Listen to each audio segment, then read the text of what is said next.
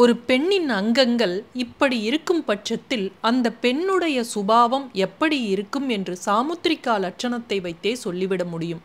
அதிலும் குறிப்பாக ஒரு பெண்ணின் பாதத்தை வைத்து கால் விரல்களை வைத்து அந்த பெண்ணுடைய குணாதிசயம் எப்படி இருக்கும், அந்த பெண்ணுக்கு திருமணமான பின்பு அவளுடைய கணவனின் எதிர்காலம் எப்படி இருக்கும் என்பதையும் சொல்லிவிட முடியும். ஒரு பெண்ணுடைய பாதத்தை வைத்தும் கால் விரல்களை வைத்தும் இவ்வளவு விஷயங்களை சொல்லிவிட முடியுமா என்று சிந்திப்பீர்கள். பெண்ணின் பாதத்தில் அடங்கியிருக்கும் ரகசியத்தை சாமுத்திரிகா லட்சணம் நமக்கு விரிவாக கூறியுள்ளது. அது என்ன என்பதை இந்த பதிவின் மூலம் தெரிந்து கொள்ளலாம். அந்த காலத்தில் பார்த்தீங்கன்னா பெண் பார்க்கும் படலத்திற்கு இந்த சாமுத்திரிகா லட்சணம் மிகுந்த பலனளிப்பதாக இருக்கும். நீண்ட விரல்கள் அதிர்ஷ்டத்தின் அடையாளமாக சொல்லப்பட்டுள்ளது. மேலும் அறிவாளிகளாகவும் சமயோசித புத்தி உள்ளவர்களாகவும் இருப்பார்கள். நீண்ட விரல்கள் நீண்ட கைகளும் ராஜயோகம் நாடாளும் யோகம் கொண்டது என்று சாமுத்திரிகா லட்சணத்தில் சொல்லப்பட்டுள்ளது. கைவிரல்கள் நீண்டு இருந்தாலும் அவர்களிடம் கலை உணர்வு இருக்கும். இப்போது கால் பாதத்தை வைத்து ஒரு பெண்ணின் எதிர்காலத்தை எப்படி சொல்ல முடியும், அவளுடைய கணவனின் தலைவிதியும் அதில் எப்படி அடங்கும் என்பதை பார்ப்போம். ஒரு பெண்ணின் கால் விரல்களை 5 உறுப்பினர்களாக சாமுத்திரிகா லட்சணம் பிரித்து வைத்துள்ளது. கட்டை விரல் அங்குஸ்தா என்றும், அதற்கு அடுத்த விரல் டார்ஜனி என்றும், நடுவே இருக்கும் விரல் மத்தியமா என்றும், கடைசி விரலுக்கு முன்னே உள்ள விரல் அனாமிகா என்றும், கடைசி விரல் கனிஸ்திகா என்றும் சொல்லப்பட்டுள்ளது. இதன் அடிப்படையில் ஒரு பெண்ணுடைய கட்டை விரலுக்கு அடுத்த விரல் கட்டை விரலை விட பெரியதாக இருந்தால் அந்த பெண் வீட்டிற்கு அடங்க மாட்டாள் என்று சாமுத்திரிகா லட்சணத்தில் கூறப்பட்டுள்ளது. இப்படிப்பட்ட விரல்களை கொண்ட பெண்கள் தங்கள் வாழ்க்கைக்கு தேவையான முடிவுகளை கணவனிடம் ஆலோசிக்காமல் தாங்களே முடிவினை எடுத்துக்கொள்ளும் குணத்தை உடையவர்களாக இருப்பார்கள்.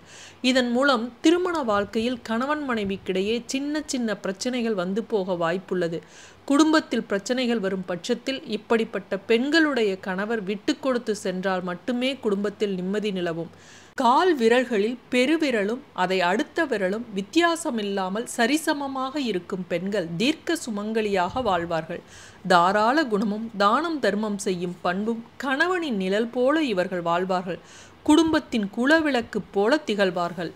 காலில் இருக்கும் விரல்கள் அனைத்துமே நீளமாக பெரியதாக மலை போன்ற தோற்றத்தை கொண்டிருக்கும் பெண்கள் தங்கள் வாழ்க்கையில் எப்படிப்பட்ட கஷ்டம் வந்தாலும் அதை தாங்கிக் கொண்டு தன்னுடைய குடும்பத்தை நல்ல முறையில் வழிநடத்தி செல்லும் குணம் கொண்டவளாக இருப்பாள். இப்படிப்பட்ட விரல்களை கொண்ட பெண்கள் தங்கள் கணவருடைய குடும்பத்தையும் எக்காரணத்தை கொண்டும் என்றைக்கும் எவரிடமும் விட்டுத்தர மாட்டார்கள் என்பது குறிப்பிடத்தக்க ஒன்று. இப்படிப்பட்ட விரல்களை கொண்ட பெண்ணின் எதிர்காலம் சுபிட்சமாக தான் இருக்கும். பெண்களுடைய கால் பாதத்தில் இருக்கும் சுண்டு விரலும் அதற்கு முன்னே இருக்கும் விரலும் தரையில் படாமல் இருந்தால் இவர்கள் எவரையும் நம்ப மாட்டார்கள் என்பது குறிப்பிடத்தக்கது. குறிப்பாக தனது கணவரது செயல்பாடுகளில் எந்த ஒரு நம்பிக்கையும் வைக்க மாட்டார்கள் என்று சொல்லப்பட்டுள்ளது. இதன் மூலம் குடும்பத்தில் சண்டை சச்சரவுகள் வருவதற்கு வாய்ப்புள்ளது. இப்படிப்பட்ட பெண்கள் தங்களுடைய வாழ்க்கையின் கடைசி வரை பல பிரச்சனைகளை சந்தித்து கொண்டே இருக்க வேண்டும்.